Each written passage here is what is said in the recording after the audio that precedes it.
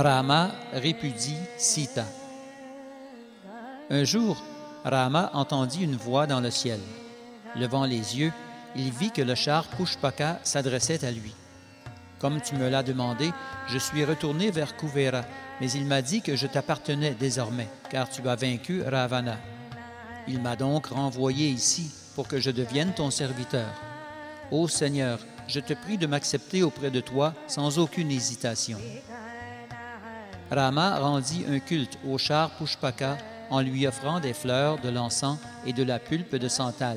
Il lui dit, « Si jamais j'ai besoin de toi, je t'appellerai et tu te présenteras devant moi. Pour le moment, tu es libre d'aller où bon te semble. » Ainsi, le char Pushpaka repartit vers le ciel, errant çà et là. Quelque temps après cet incident, Bharat visita son frère Rama et le glorifia en ces termes. « Il s'est écoulé un peu plus d'un mois depuis ton couronnement, et déjà la maladie, la mort prématurée et les douleurs de l'enfantement sont disparues du royaume. Les nuages déversent leur pluie en leur temps, et les citoyens vivent dans la joie et la tranquillité d'esprit. » Rama fut content d'entendre les éloges de Bharat, car il comprenait que tous les êtres peuvent atteindre la plus haute perfection de l'existence simplement en vivant dans un endroit où règne la conscience spirituelle. L'hiver passa. Au printemps, Rama passa le plus clair de son temps avec Sita dans les superbes jardins du palais. Le jour, il administrait l'État et le soir venu, il s'assoyait avec Sita à l'ombre d'un arbre Ashoka. Autour d'eux, des apsaras chantaient et dansaient parmi les arbres en fleurs. Rama, Dieu la personne suprême, et Sita, la déesse de la fortune, passaient ainsi leur journée en goûtant à des plaisirs sans cesse renouvelés. La joie qu'ils retiraient d'être ensemble se décuplait à l'infini. Un jour, constatant que Sita était enceinte, Rama exprima sa joie en ces termes. « Ô jolie princesse, existe-t-il en ton cœur un désir qui ne soit comblé?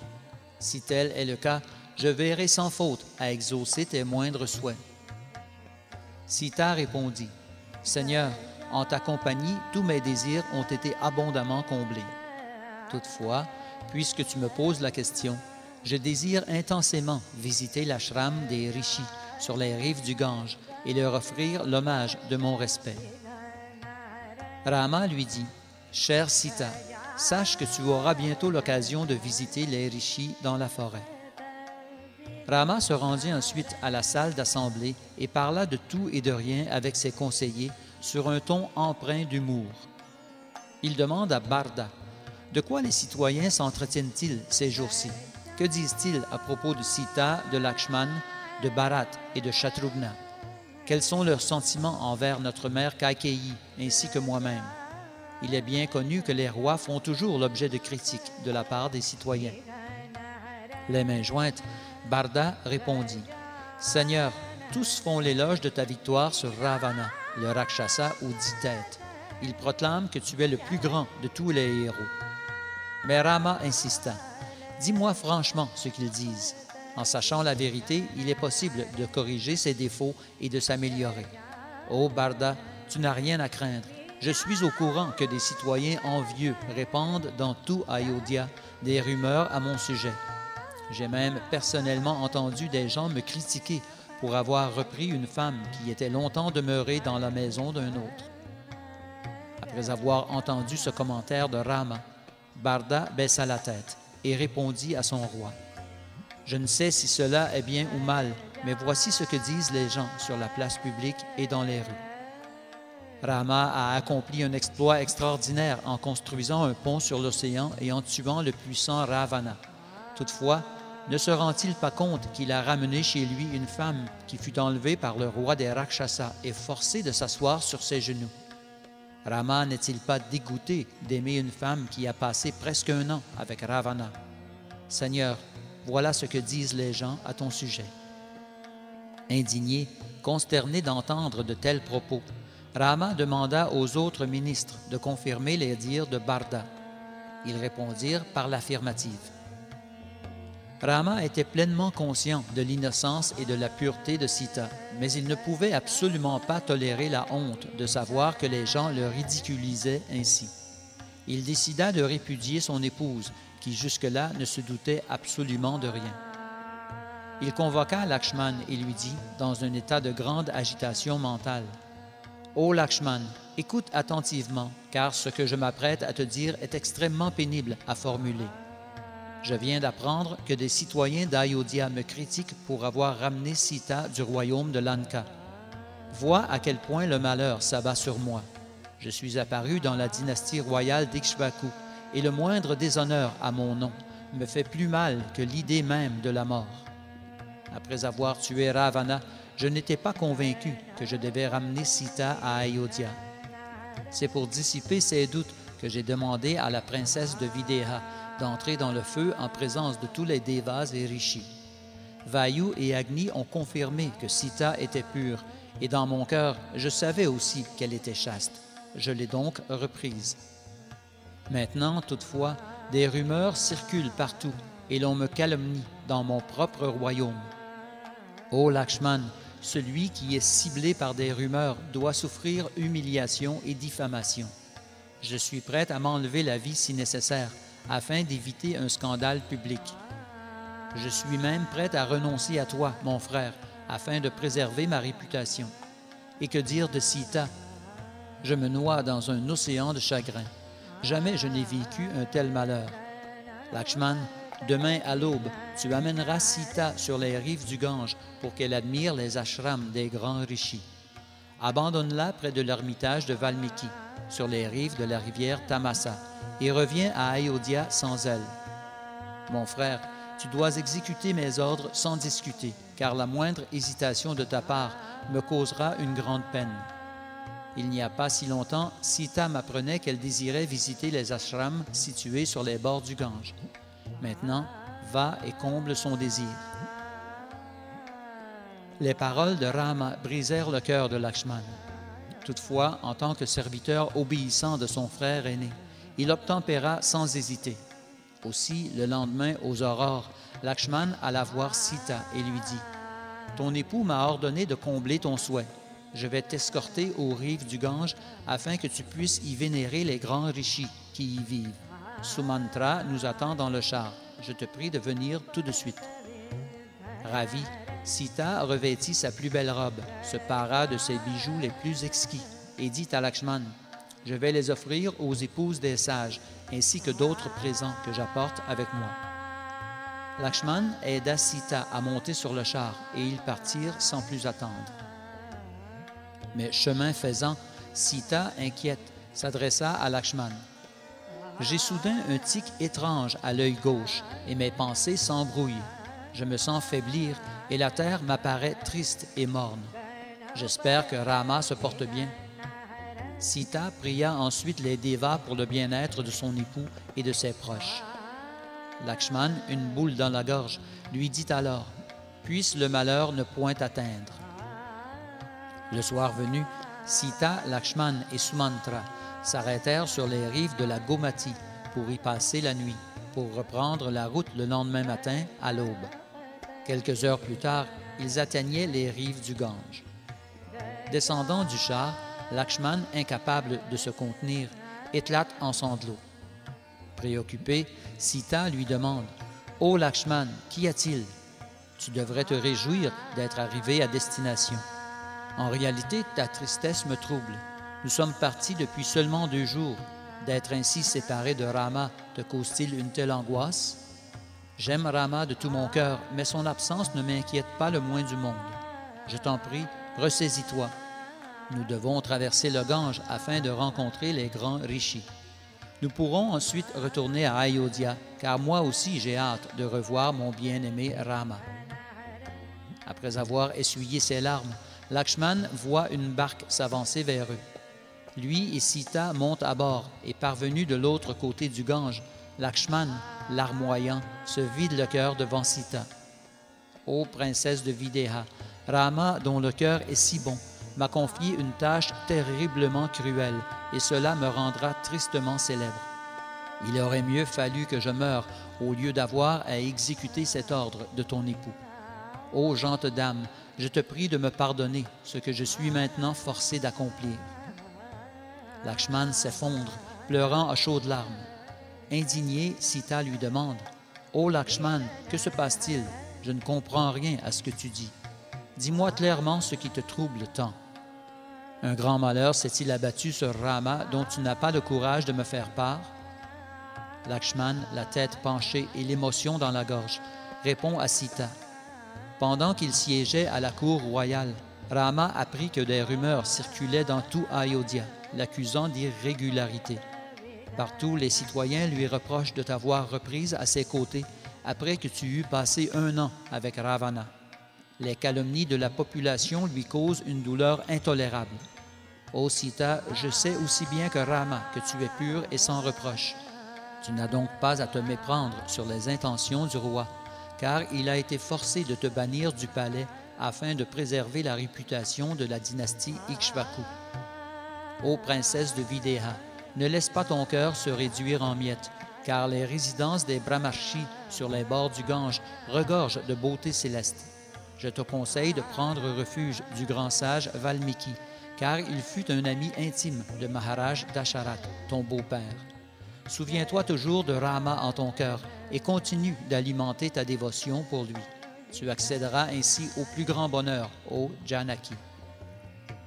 À l'annonce de son destin cruel, Sita s'évanouit et demeura inconsciente pendant un bon moment. Revenant à elle-même, elle s'écria, pitoyable, « Je comprends maintenant que ma vie n'est que souffrance. Qu'ai-je fait pour mériter un tel sort?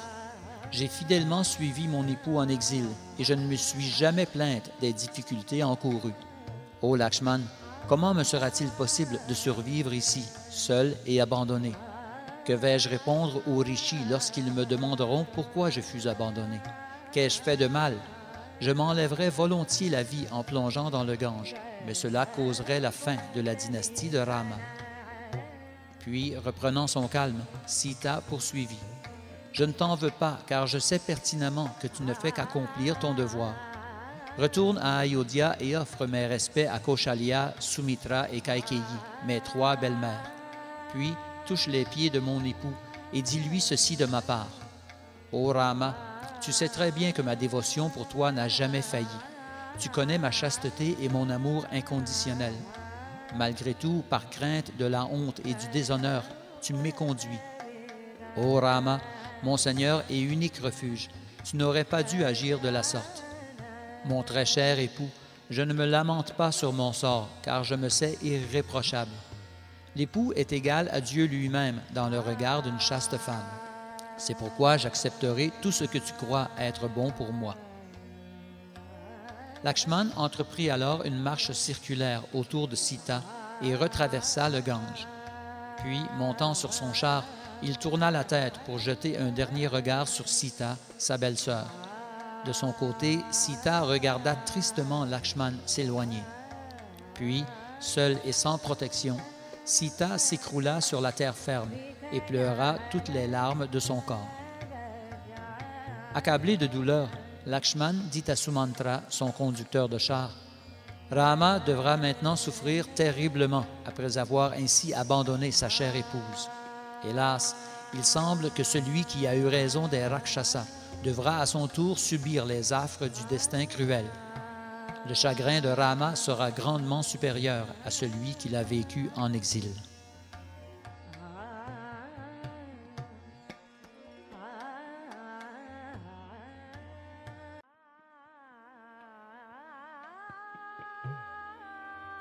Le destin de Rama.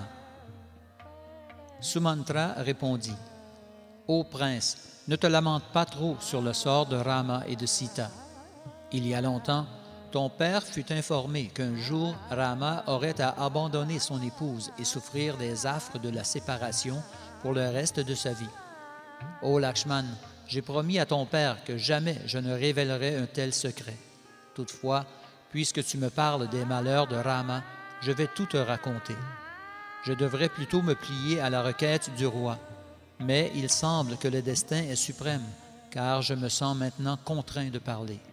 mais ne dis rien de tout cela à Bharat ni à Shatrughna. » Lakshman s'exclama, « Ô Sumantra, révèle-moi tout. » Sumantra dit, « Ô Lakshman, un jour Durvasa Muni s'arrêta à l'ashram de Vasishta pour y passer les 4 mois de la saison des pluies et accomplir les austérités recommandées pour un sage durant cette période.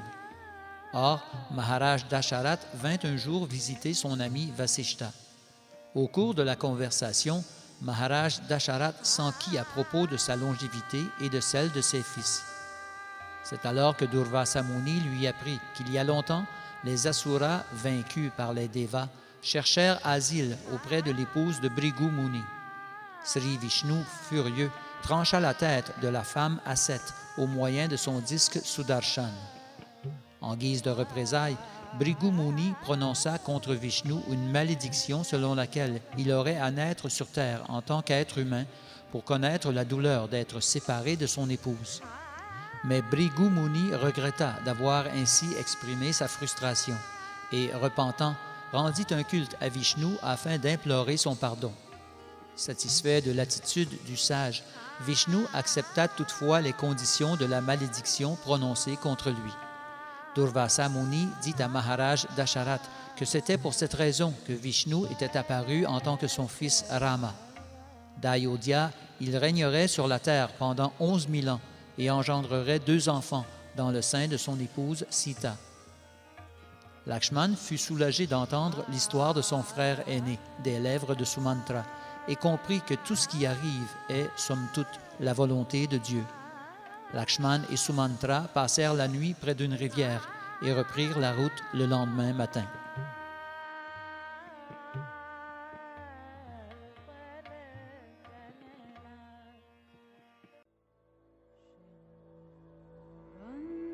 Sita à l'ashram de Valmiki. Des disciples de Valmiki aperçurent Sita en train de pleurer et ils accoururent vers leur maître pour lui en faire part. « Maître, venez vite, dans la forêt se trouve une femme en pleurs. Elle est seule et ressemble à la déesse de la fortune. » En vertu de ses pouvoirs surnaturels, Valmiki pouvait comprendre tout ce qui se passait. Il se hâta vers l'endroit où Sita se noyait dans le chagrin. Humblement, le rishi s'approche d'elle et lui dit, « Ô toi, l'épouse dévouée de Rama, ô fille du roi Janaka, mon ascèse me permet de voir tout dans les 3 mondes. C'est pourquoi je comprends bien ta détresse. Tu n'as surtout pas à t'en faire. Près de mon ashram vivent des femmes ascètes qui sauront prendre soin de toi, comme de leur propre fille. Viens avec moi maintenant et considère cet endroit comme ton nouveau foyer. » Valmiki, tel que promis, plaça Sita sous la tutelle des femmes de la forêt.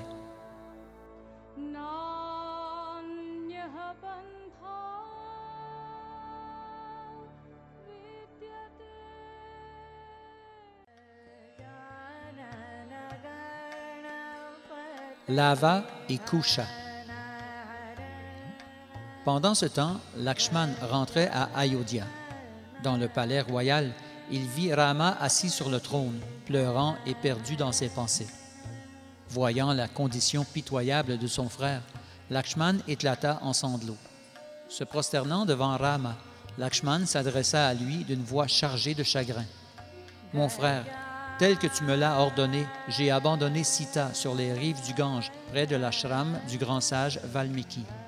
Ô Rama, il ne sert à rien de se lamenter. En vérité, l'union et la séparation sont inhérentes à ce monde. Il est inévitable qu'un jour, chacun de nous devra abandonner son épouse, son fils, sa vie même. C'est pourquoi les êtres éclairés traversent leur existence avec détachement. Mon frère, défais-toi de cette faiblesse, sinon d'autres rumeurs circuleront à ton sujet. » Les paroles de Lakshman apaisèrent Rama et son chagrin se dissipa peu à peu. Il arriva un jour que Rama demande à son frère cadet Shatrughna de partir en campagne contre un asura nommé Lavanasura qui terrorisait les rishis de la forêt. Il le couronna roi de Madhuvan où vivait l'asura. Shatrughna dépêcha d'abord son armée sur les lieux, puis, un mois plus tard, partit pour Madhuvan. Après avoir marché pendant 2 jours, Shatrughna atteignit l'ashram du sage Valmiki, où il passa la nuit. Or, au cours de cette même nuit, Sita donna naissance à des jumeaux. Les disciples de Valmiki l'en avisèrent et il accomplit des rites purificatoires avec de l'herbe kusha afin de protéger les nouveau-nés des esprits et des rakshasas. On les nomma Lava et Kusha. Shatrughna fut ravi d'entendre la joyeuse nouvelle. Il repartit le lendemain matin pour éventuellement vaincre le démon Lavanasura et s'installer à Madhuvan avec son armée. Là, en tant que roi, il construisit une grande ville qu'il appela Madhupuri, laquelle prospéra rapidement. Il y demeura pendant 12 ans, puis retourna à Ayodhya. Sur le chemin du retour, il s'arrêta de nouveau à l'ashram de Valmiki, où il fut accueilli en héros. Après avoir pris son repas, il s'assit pour écouter Lava et Kusha raconter le Ramayana, composé par Valmiki, au son d'une agréable musique. La poésie du texte était captivante et la description des divertissements spirituels de Rama si vivante et détaillée que Shatrughna ne put s'empêcher de verser des larmes de joie transcendantale. Même les soldats de Shatrughna furent emportés par des vagues d'émotion, tellement ils voyaient se déployer devant leurs yeux intérieurs les hauts faits de Rama. Cette nuit-là, Shatrughna ne pouvait que penser aux paroles de ce merveilleux poème décrivant les divertissements de Ramachandra, son frère, qu'il vénérait au plus haut point. Le lendemain matin, il reprit la route pour bientôt rentrer à Ayodhya. Dans le palais royal, Shatrughna dit à Rama, « J'ai rempli ta requête de tuer le vilain Lavanasura. Je vis depuis à Madhupuri et par ta grâce, la ville se développe. Mon frère, je suis attristé d'avoir dû vivre loin de toi pendant les 12 dernières années.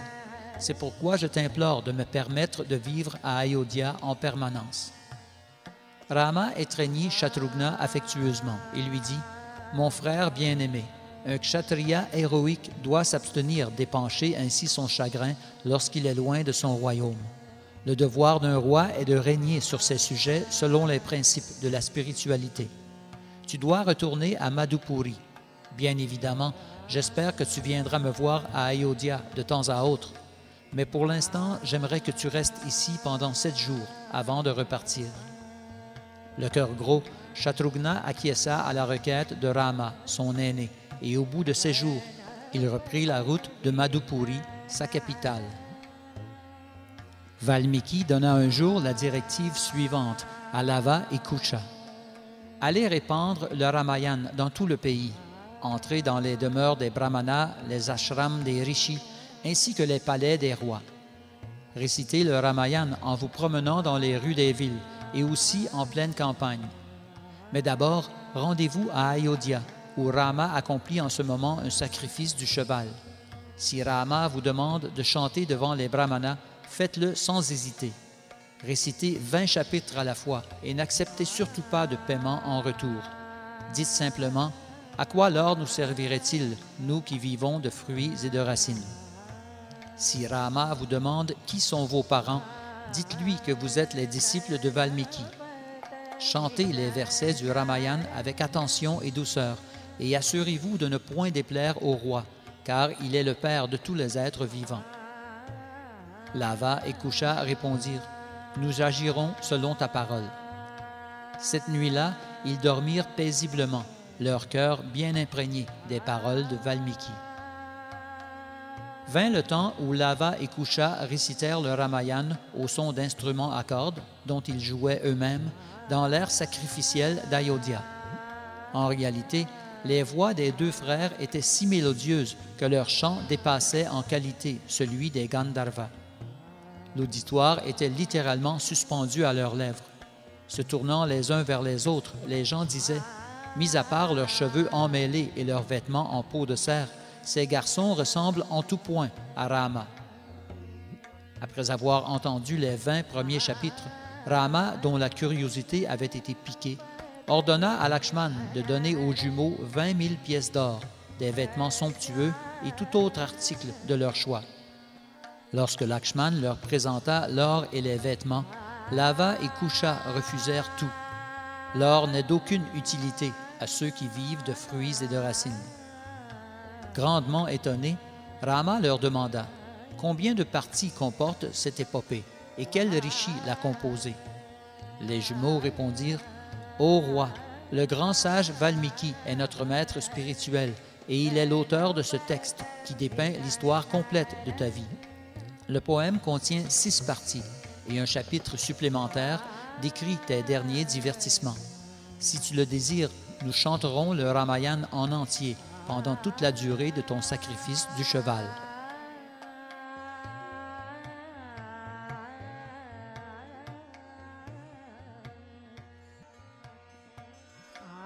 Sita retourne à la terre. Durant les jours qui suivirent, Rama écouta attentivement le Ramayana des lèvres de Lava et Kusha. À la fin, il dit « Ces garçons doivent sûrement être les jumeaux de Sita, cela ne fait aucun doute. » Par affection pour ses fils, le cœur de Rama s'adoucit et après une longue réflexion, il convoqua des messagers dignes de confiance. Il leur dit « Rendez-vous immédiatement à l'ashram de Valmiki, le grand sage, et donnez-lui le message suivant. S'il est vrai que Sita est pure et que son caractère est sans tache, permettez-lui de venir ici afin de prouver son innocence devant les citoyens rassemblés. Ô messager, hâtez-vous, que Sita soit ici demain à l'aube pour démontrer sa pureté en ma présence. » Lorsque Sita reçut le message de Rama, elle réfléchit un instant, puis, malgré l'humiliation que représentait une telle requête, elle décida de se rendre à Ayodhya en compagnie de Valmiki après s'être vêtue de rouge. Une foule venue des 4 coins du royaume de Kosala s'était rassemblée près du palais royal, car tous désiraient ardemment revoir Sita. Qui plus est, tous les devas, incluant Brahma, ainsi que plusieurs éminents rishis, nagas, siddhas et autres êtres célestes, vinrent témoigner de l'épreuve publique de la chasteté de Sita. Finalement, Sita, la tête basse et les mains jointes, se présenta sur les lieux. Des larmes coulaient de ses yeux et elle ne nourrissait en son fort intérieur que des pensées pour Rama. Sous le murmure de la foule, Valmiki s'approcha de Rama et lui dit « Ô fils de Dasharatha, voici l'impeccablement vertueuse Sita que tu as abandonnée pour éviter un scandale. Elle est ici pour démontrer sa pureté et n'attend que tes ordres.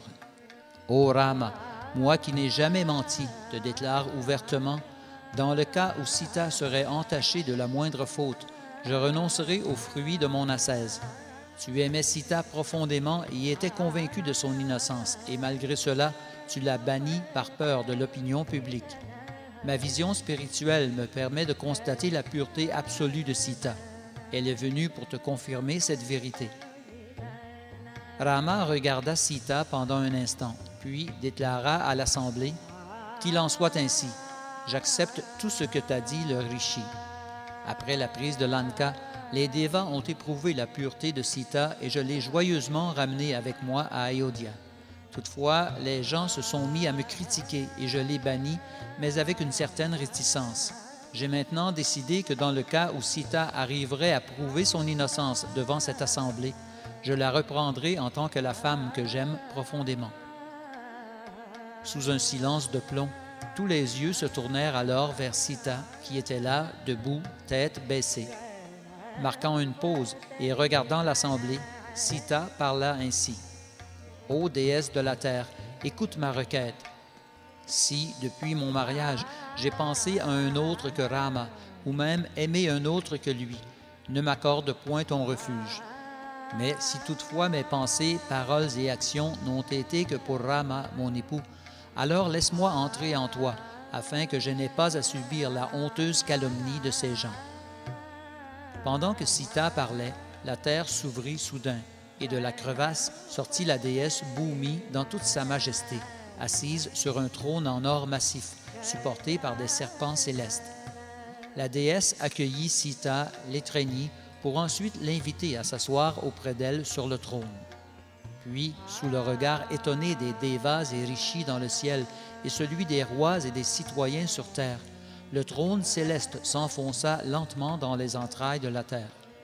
Des exclamations fusèrent de toutes parts, provoquant un grand tumulte, et les Devas firent pleuvoir des fleurs, pendant que d'autres chantaient, dansaient et jouaient de leurs instruments de musique.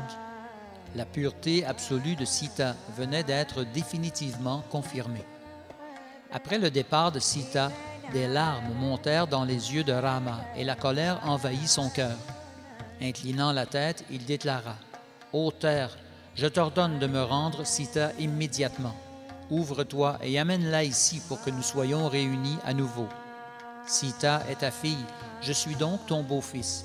Rends-moi Sita sans tarder, sinon j'écraserai tes montagnes, brûlerai tes forêts et te réduirai en poussière. » Brahma parla alors à Rama afin d'apaiser son délire. « Seigneur, souviens-toi de ton identité. Tu es Dieu, la personne suprême, Vishnu, et Sita est nulle autre que la déesse de la fortune. Sita est maintenant sur la planète des Nagas et elle sera bientôt avec toi à Vaikuntha, ta demeure spirituelle.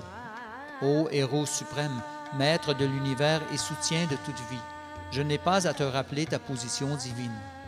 Ô Rama, abandonne ton chagrin et écoute tes fils raconter tes derniers divertissements sublimes sur terre. Cette épopée, composée par Valmiki, répandra tes hauts faits partout dans les trois mondes, tant et aussi longtemps que durera l'univers. » Après avoir ainsi parlé, Brahma disparut.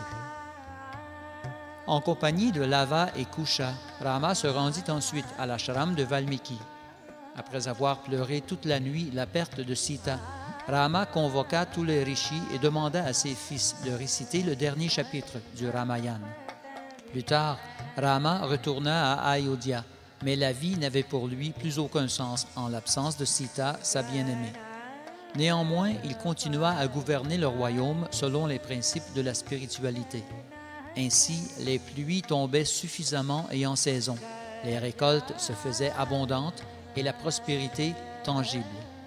Enfin, au bout de quelques années, Kaushalya mourut, puis Sumitra et un peu plus tard Kaikeyi, lesquels retrouvèrent Maharaj Dasharatha dans le monde spirituel. Quelque temps plus tard, Rama donna aux deux fils de Bharat le royaume de Gandharva et les deux fils de Lakshman reçurent le royaume de Kurapata.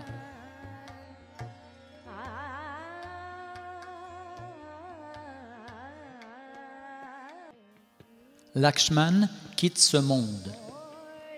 La fin des divertissements terrestres de Rama était proche, et le temps personnifié vint un jour à Ayodhya sous l'aspect d'un ascète errant. Entrant dans le palais, le temps dit à Lakshman « J'apporte un message de Brahma et ma mission est de la plus haute importance. Je désire voir Rama immédiatement. » Lorsque le temps, sous la forme d'un éblouissant rishi, fut en présence de Rama, ce dernier lui offrit un trône en or pour ensuite lui demander « Ô saint homme, quelle est la raison de ta visite? As-tu un message pour moi? » Le messager répondit « Ô roi, afin d'honorer Brahma, notre rencontre doit se faire en privé, car ces paroles te sont destinées. En vérité, tu dois savoir que quiconque entendra notre entretien trouvera la mort sous peu. Ô Rama, promets-moi que tu trancheras définitivement les liens avec celui qui, même par inadvertance, interrompra notre rencontre. » Rama répondit « D'accord. » Puis, se tournant vers Lakshman, il lui dit « Congédie le portier. Je veux que tu gardes l'entrée de mes appartements, car cet entretien doit absolument se dérouler à huis clos. » Lorsqu'ils furent enfin seuls, la mort, sous la forme du messager, dit à Rama « Je fus antérieurement le fils de Brahma, maintenant apparu sous la forme de Kala, le temps éternel qui tout dévore. Ô roi, le Père universel t'envoie le message suivant. Ô Rama, personne suprême, je t'offre mon hommage respectueux. Après la dissolution de l'univers, tu te reposes dans les eaux de la dévastation sous la forme de Garbo Dakashayi Vishnu. Puis, lorsque se manifeste la nécessité de recréer l'univers tel qu'il était, moi, Brahma, je nais du brillant lotus qui sort de ton nombril. Après ma naissance, je fus mandaté pour créer les trois mondes. Je t'ai alors demandé d'assumer la forme de Kshiro Dakashayi Vishnu afin de soutenir l'univers. Depuis ce temps, tu es apparu sous diverses formes transcendantales, à chaque fois qu'il fut nécessaire de soulager le fardeau de la terre. Tu es maintenant apparu pour tuer Ravana et ensuite régner sur la terre pendant 11 000 ans.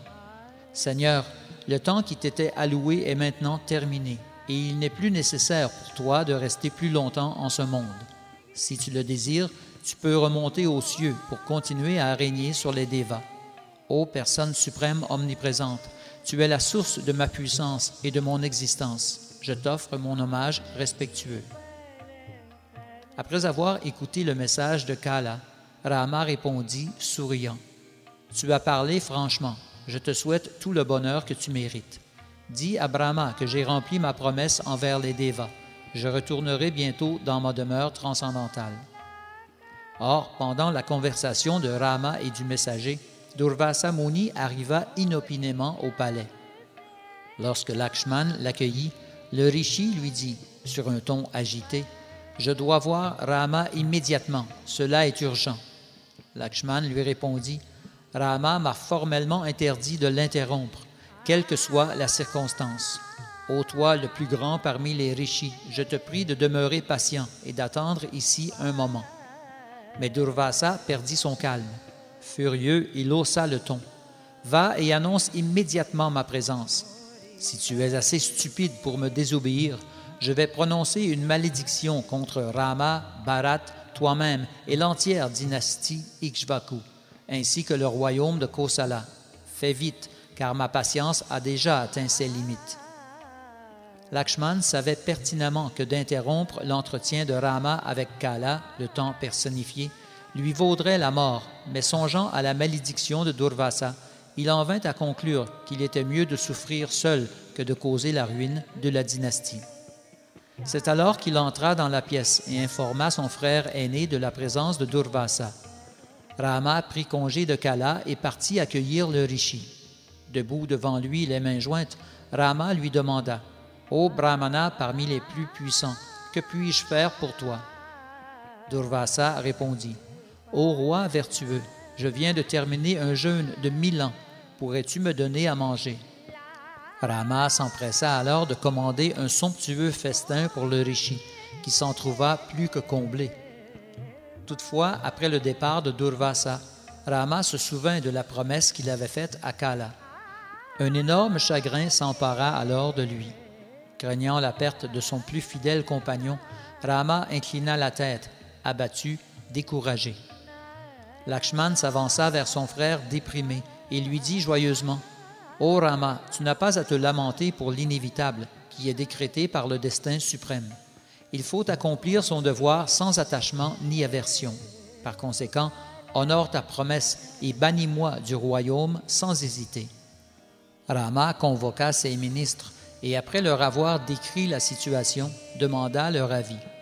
Après un long silence, Vasishtha dit, « Ô Rama, en vertu de mes pouvoirs d'ascète, j'étais déjà au courant de toutes les choses qui t'arrivent en ce moment.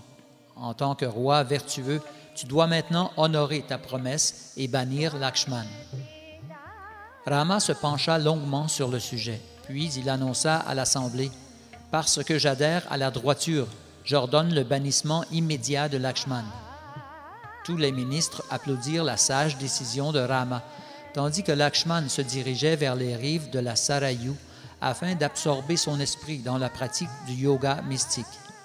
Puis, le temps venu, Indra apparut soudain sur les lieux dans un char céleste. Ainsi, Lakshman monta aux cieux dans son même corps spirituel, au son du chant des Gandharvas, de la danse des Apsaras, le tout rehaussé par une pluie de fleurs.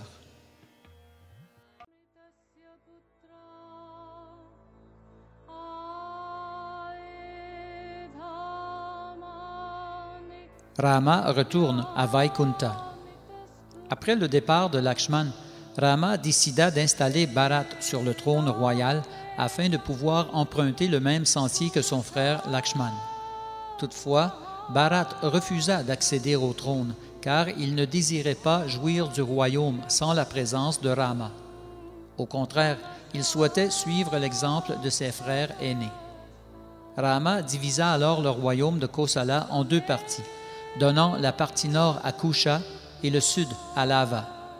Après la cérémonie du couronnement, Rama étreignit ses fils jumeaux et leur donna de grandes quantités d'or et de bijoux, des milliers de chars et d'innombrables chevaux et éléphants. Lorsque les citoyens apprirent que Rama voulait se retirer dans la forêt, ils décidèrent de le suivre.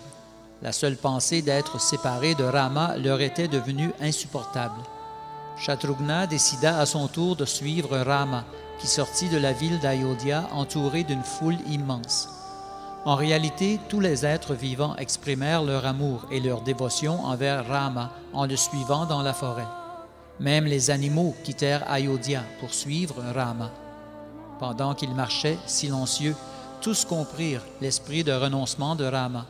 Toutes les énergies de Rama apparurent tour à tour à ses côtés.